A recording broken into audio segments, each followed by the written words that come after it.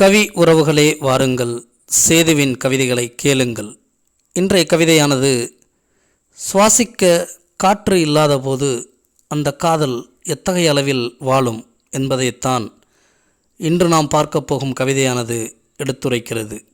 இக்கவிதை ஒரு பெண்ணின் ஆன்மாவாக பேசுகிறது. இதோ கவிதை. என்னவனே, உனது மூச்சுக்காற்றை பலூன்களில் அடைத்து விட்டேன். என்னவனே, உனது மூச்சுக்காற்றை பலூன்களில் அடைத்து விட்டேன்.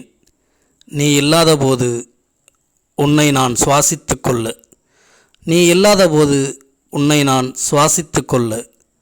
என் சுவாசம் நீ மட்டும் அல்லவா, என் சுவாசம் நீ மட்டும் அல்லவா. நன்றி. கவிஞர் செல்வ சேதுராமன்.